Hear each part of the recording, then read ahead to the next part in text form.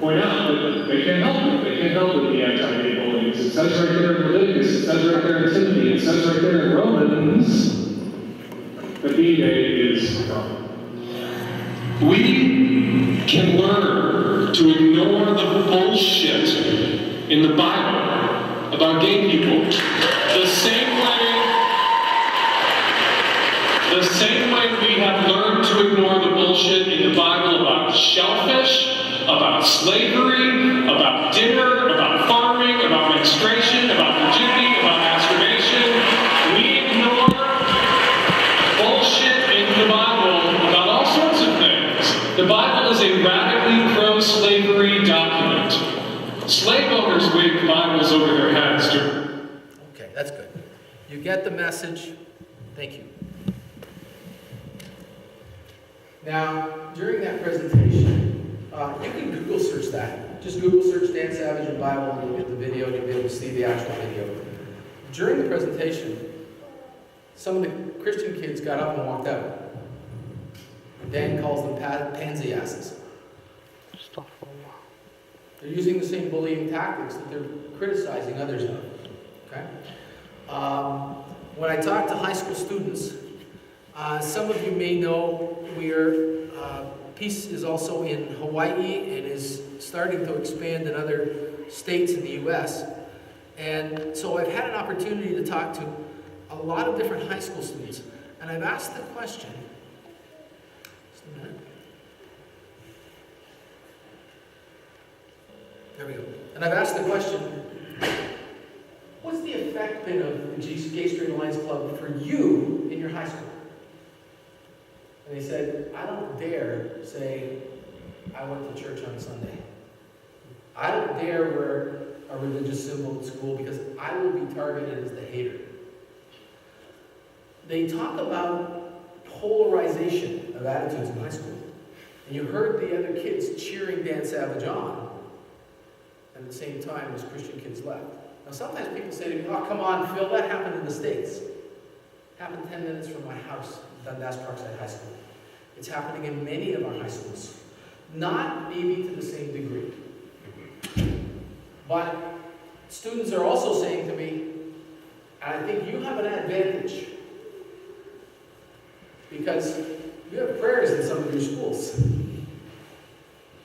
Our Christian kids have gone to high school principals and said, could we have an opportunity to have a Bible study at lunchtime in some space?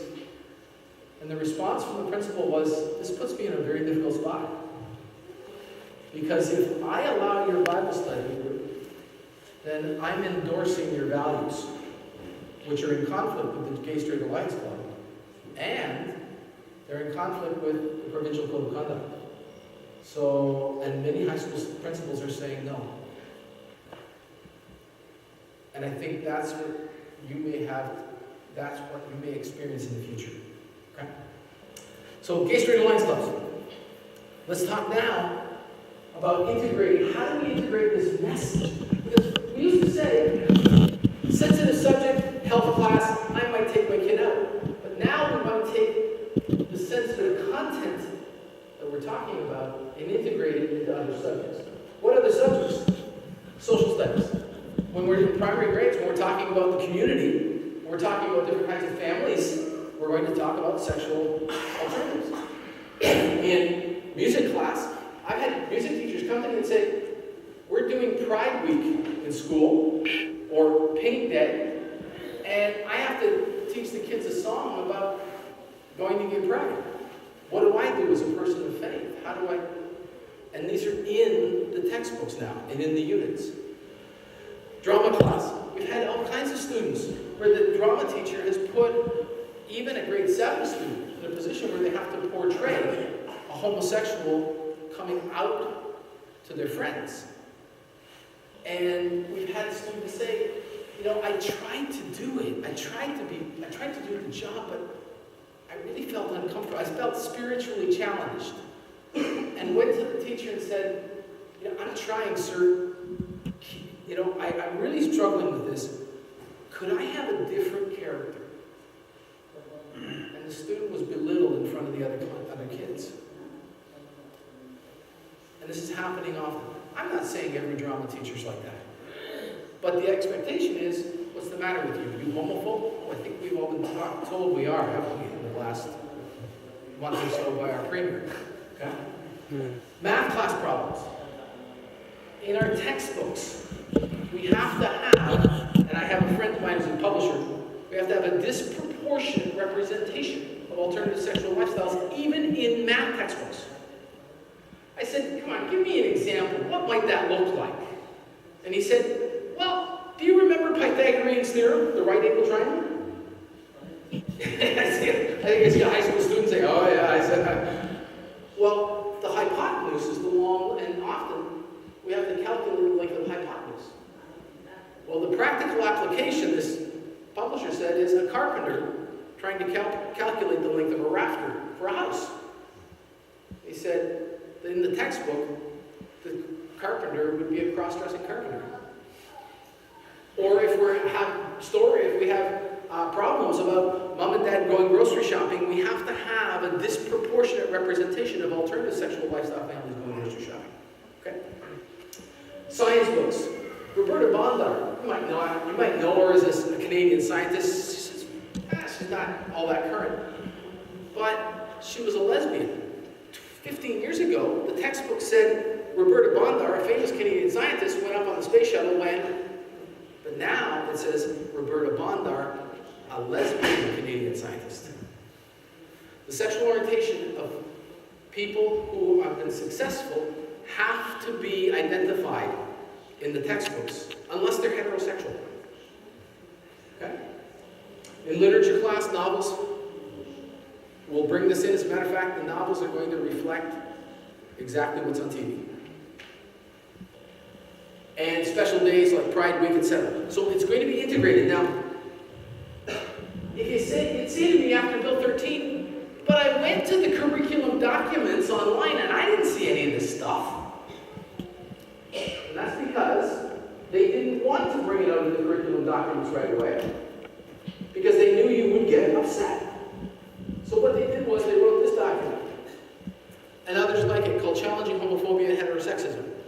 And it says it's a K-12 curriculum resource guide. It's not going to be on the internet. But what it does is it instructs teachers on how to integrate this messaging, every subject, every grade. In music class, drama class, science class, etc. And then, you see this poster to the right? That's a Teachers Federation poster. And it says, the levels of attitude about lesbian, gays, bisexual, transgender, and questioning, we're going to take kids' attitudes from just accepting and tolerating people who are different, through to supporting, admiring, appreciating, and celebrating those differences. My concern is this: when we celebrate the differences, our kids are starting to embrace those values. Let me give you an example of 3 lessons. Number 1. You're sitting in front of me in a grade 1-2 class, and we'll read the story, Gloria goes to gay pride. We'll talk about different kinds of love and different kinds of families. And you know what? There are children in our schools who are in homes where there are 2 parents of the same gender. And I'm going to speak from my faith perspective. If I'm preparing my child for this kind of activity, I would say to them, do you know any kids? Yeah. How would Christ feel about them? He loves them too. And we need to also. And God gives us the right to choose. And we have to accept and respect those choices. But He also gives us a guideline. And this is my guideline for living the healthiest life possible. And if we follow these guidelines for sexual health, or dietary guidelines, I'd be healthier than I am now. Okay. And we can avoid some of those diseases.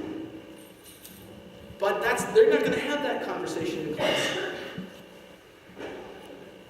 And then I'm going to say, now, I want you to demonstrate to me that you understand that there are people that make different choices. And so I'm going to give you some magazines. I want you to cut these pictures up and glue them on construction paper so that we can decorate the room, because next week is Pride Week, and our class is going to be judged. This is an acceptance level, understanding that there are people that make different choices. Okay? Next unit, or next lesson, could be this unit, which is called Both And. This unit has been endorsed by the United Nations. So has this book. Is recommended for third world countries. Endorsed by the United Nations. We're going to read a story about a gender-neutral person. A person who likes to try being a girl, likes trying being a boy.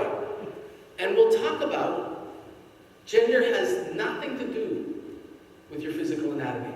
It has more to do with the clothes you wear, the music you listen to, and the activities you participate in. And you can decide what your gender is. And your gender can change throughout life. And tomorrow when you come in, we're going to have a cross-dressing center. And boys, I'd like you to dress up and role-play a girl. And girls, you're going to role-play a guy. And we're going to write about it, sing about it, dance about it, talk about it. Do you see us going up those steps from just accepting now to engaging? Okay? Next example of a lesson, I can best explain. The first time I heard about this was with a phone call that I got actually in May 2012. And no, it wasn't. It was February 2012, around Valentine's Day. His grandmother calls me and says, "Can you help me?" I said, "I can try." She says, "My grandson came home and said he married his best friend Jimmy." I said, "Oh, how old's your grandson?" I thought he was an adult. He's 8 years old. They said, "What happened?" "Well, in school today, they read this story, Daddy's Wedding, and then this person comes in that my grandson says kind of looks like a pastor and says, 'Isn't it fantastic? We live in Canada that's not bigoted like other countries that don't allow same-sex marriage.'" Wait a minute. What's that telling your children about their families? And then says, "Hey, if you want to get married, who would you want to marry?" "Well, my best friend's Jimmy." "Well, yeah, let's propose." So everybody proposes their friends. We have a mass same-sex wedding ceremony, celebrate with cake and ice cream. I was sharing in Peel 2 weeks ago. I had two mothers come up to me and say, "Same thing happened to my kids in grade 2. So, do you see us going up the steps? How we're going to change the attitudes through curriculum. All right? These posters, it's not limited to curriculum. They're on the walls in the school. We're here, we're queer, and we're in your school whether you like it or not. That's a really welcome, inclusive, we love you statement, isn't it? Love has no gender. Two girls holding hands, two guys holding hands, a girl holding hands with two guys, guys holding hands with two girls. And in Peel, another situation, student in grade 4, her and her friend were looking at this poster, this was 2 years ago, and said, "No, not us. And they talked about affirming heterosexual relationships. And the teacher overheard it. Those two girls went for LGBT sensitization counseling every lunch for 2 weeks. And the parents were not told. Those children are no longer in the public school system. All right. Do you see this? Some of the background before this document? It's a huge background. I can tell you, you can take this away, it's still going to continue coming in. All right? But last fall, they announced this curriculum. And the curriculum is based on comprehensive sex education. Now, I sent this article out. I think it was forwarded on to your emails. This article said, what does comprehensive sex education look like after it's been implemented a number of years? So I looked for jurisdictions where comprehensive sex education has been in place for 20, 30 years. Oregon, state of Oregon. This article just happened last fall. But at the top is the definition. Comprehensive sex education is a rights-based approach that seeks to equip young people with the knowledge, the skills, the attitudes, and values that they need to determine their sexuality. Which one of the 58 are you? And enjoy their sexuality. do you mean by enjoy their sexuality? Physically, emotionally, individually, and in relationship. And take away all boundaries. That's the definition. Now, let's look at this article. In this article, it says, Sheriff ready to shut down inappropriate Oregon Adolescent Sexuality Conference. This is a conference for ages 11 to 17 years of age. Read the article, and they'd hosted this conference for 17 years. We flip to the second page, one of the workshops.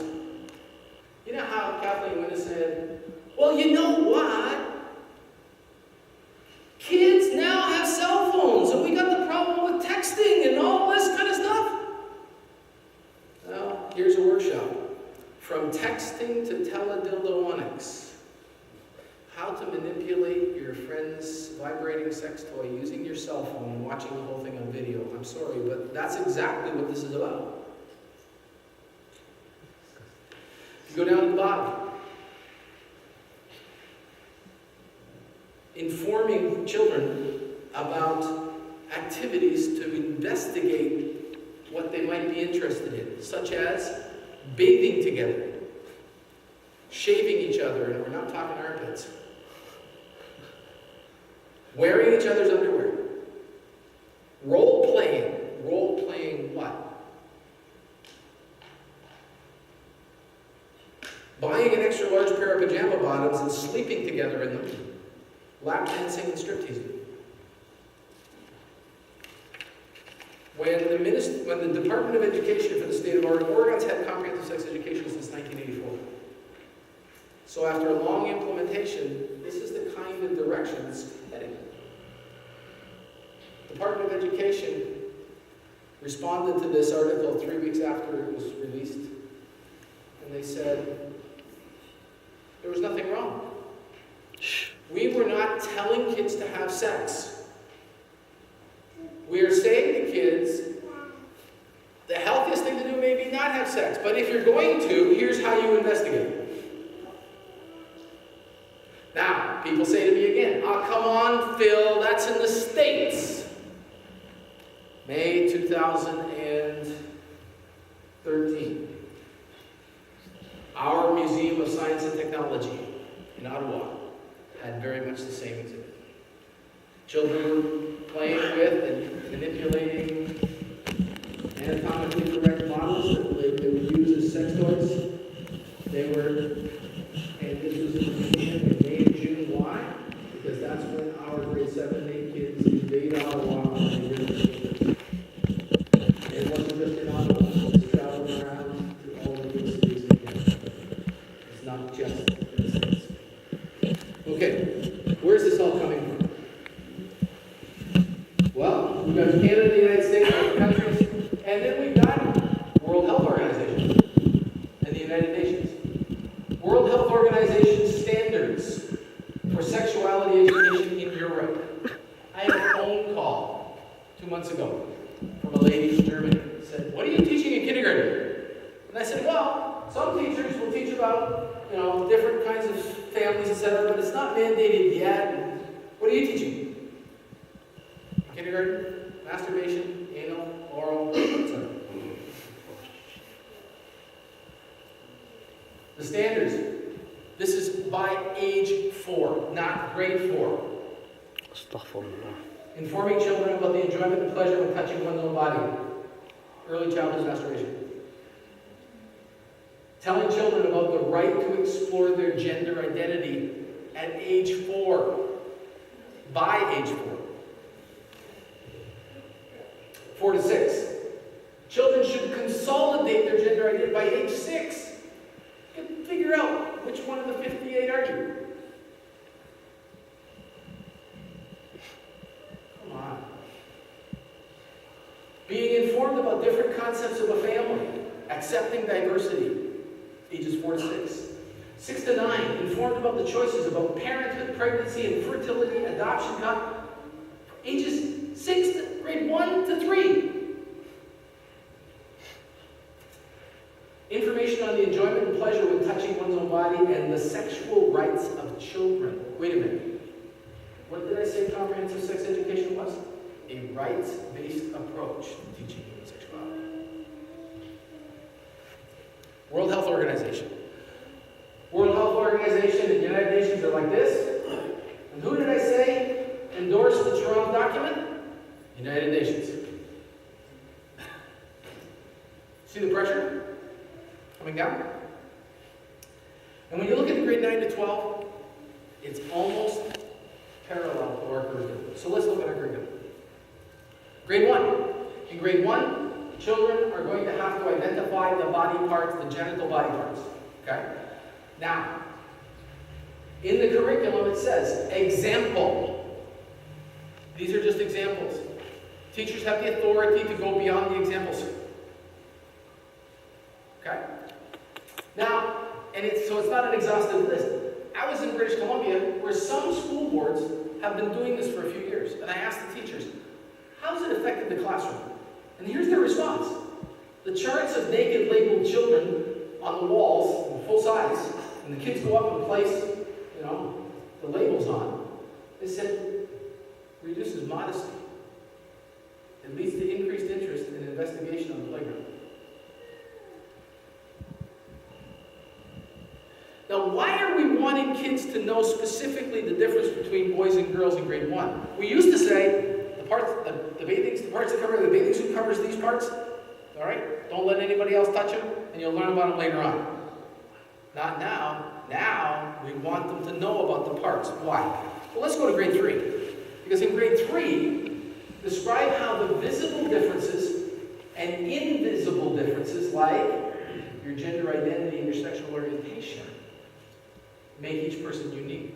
So by grade 3, we're now going to talk about gender identity and sexual orientation. So you may be biologically a boy or girl, and well, we talked about that in grade 1, what the differences are. But the way you express yourself has nothing to do with that. So that's why we're teaching in grade 1, to support what's going to come later. Okay? Now, instruction in gender identity. We have a sexual addictions counselor on our international team. And she's concerned about the confusion it's going to be listening to lead to for our kids. Let's go to grade 4. In grade 4, describe the physical different changes that occur in males and females at puberty and the emotional and social impacts that may result. 9 years old, we're talking about going through puberty and the social and emotional impacts. And underneath there, this student response talk starts to indicate to you the kinds of discussions that will take place. Relationships with friends can change. Some people start liking others. They want to be more than just friends. Remember that term I used earlier? More than just friends. And they become interested in going out. So now at age 9, we're going to start talking about emotional differences in dating. Grade 5, parts of the reproductive system. This used to be grade 6, we kind of lowered it. That's okay. And they also have to know about menstruation, spermatogenesis. How does conception take place? Again, it used to be grade 6, they lowered it to grade 5. But here's my concern.